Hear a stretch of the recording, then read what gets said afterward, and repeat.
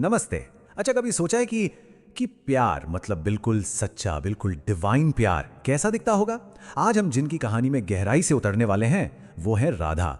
उन्हें सिर्फ प्यार ही नहीं बल्कि भक्ति की, कह सकते हैं, आत्मा माना जाता है। तो राधा की कहानी को ठीक से समझने के लिए हम उनकी पूरी यात्रा को देखेंगे, है ना?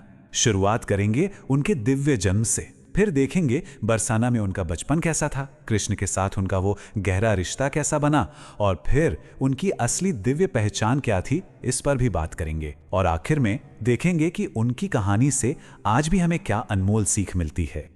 तो चलिए शुरू करते हैं। देखिए, हर बड़ी कहानी की शुरुआत कुछ हटकर होती है ना? और राधा की कहानी तो कुछ ऐसी ही है। मतलब उनकी शुरुआत किसी आम बच्चे जैसी तो बिल्कुल नहीं थी, बल्कि उसमें एक ऐसा रहस्य, एक ऐसा जादू था जिसने सबको हैरान कर दिया था। जरा सोचकर देखिए, पवित्र यमुना नदी में एक खिला हुआ कमल का फूल और उस पर एक नन्ही सी बच्ची। ये कोई मामूली बात तो थी नहीं, है ना? ये तो एक इशारा था, एक संकेत था कि ये बच्ची दुनिया में कुछ बहुत ही खास करने के लिए आई है। यही था उनकी दिव्यता का पहला परिचय। तो ठीक है, ये तो हुई उनकी दिव्य शुरुआत, पर इसके बाद क्या? उनका पालन पोषण कैसे हुआ? चलिए अब बरसाना चलते हैं और देखते हैं कि वो कैसी बड़ी हुई और उनका व्यक्तित्व कैसे निखरा। ये बात कितनी दिलचस्प है कि इतनी दिव्य होने के बावजूद उनका पालन पोषण एक बहुत ही प्यारे साधारण से परिवार में हुआ। राजा वृषभानु और रानी कीर्तिदा के प्यार ने ही उन्हें विनम्रता, करुणा और कृपा जैसे गुणों से भर दिया, और यही गुण आगे चलकर उनकी पहचान बने। अब देखिए, राधा सिर्फ सुंदर नहीं थी। हाँ, उनका सौंदर्य तो कमाल का था ही, पर उससे भी कहीं ज्यादा उनके व्यवहार में एक मिठास थी, एक मधुरता थी। उनमें एक ऐसा दिव्य आकर्षण था कि हर कोई उनकी ओर खींचा चला आता था।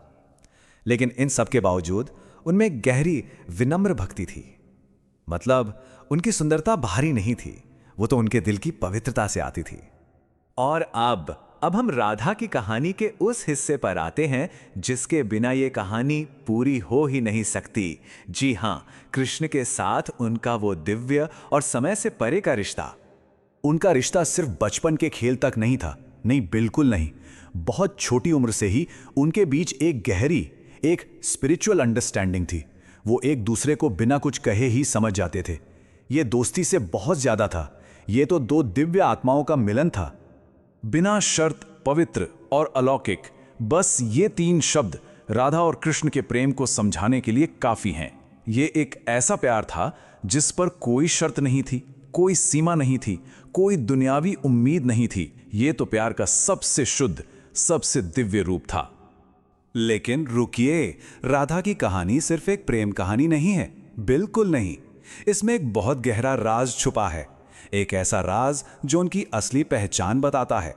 तो चलिए अब इस राज से पर्दा उठाते हैं। तो सवाल ये उठता है, क्या राधा सिर्फ कृष्ण की एक साथी थी, या फिर उनकी पहचान इससे कहीं ज्यादा बड़ी, कहीं ज्यादा गहरी थी? और यहीं पर जवाब मिलता है जो पूरी कहानी को एक नया मोड़ दे देता है। कई मान्यताओं के अनुसार राधा कोई और नहीं बल्कि खुद देवी लक्ष्मी का अवतार है। वो दिव्यता का स्त्री रूप हैं जो धरती पर प्रेम और भक्ति का रास्ता दिखाने आई थीं। इसे ऐसे समझते हैं, अगर कृष्ण सूरज हैं तो राधा उनकी रोशनी है। एक के बिना दूसरा अधूरा है। उन्हें हलादनी शक्ति कहा जाता है। इसका मतलब है कृष्ण की वो अंदरूनी शक्ति जो आनंद और प्रेम से बनी है। वो शक्ति हैं जो कृष्ण को पूरा करती हैं। इसका सीधा सा मतलब यह है कि राधा और कृष्ण को कभी अलग अलग देखा ही नहीं जा सकता।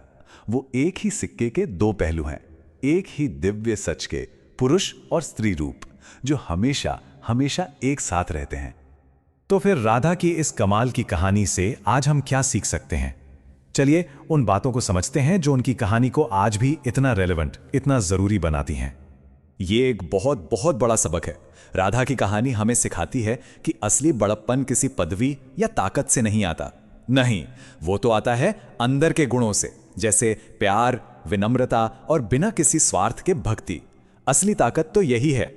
तो राधा का जीवन हमें भक्ति का एक रास्ता दिखाता है, और इस रास्ते के तीन बड़े स्तंभ हैं। पहला है बिना शर्त प्यार करना, ऐसा प्यार जो बदले में कुछ नहीं चाहता। दूसरा है हर हाल में विनम्र रहना, और तीसरा अपनी इच्छा को ईश्वर की इच्छा में मिला देना और उसी समर्पण में अपनी ताकत खोजना। और आखिर में एक सवाल हम सबके लिए, आज की इस भागदौड़ भरी दुनिया में सेल्फलेस डिवोशन यानी निस्वार्थ भक्ति और अनकंडीशनल लव यानी बिना शर्त प्यार, इसका क्या मतलब है? राधा की ये सदियों पुरानी कहानी हमें आज भी रुककर इस पर सोचने के लिए मजबूर करती है।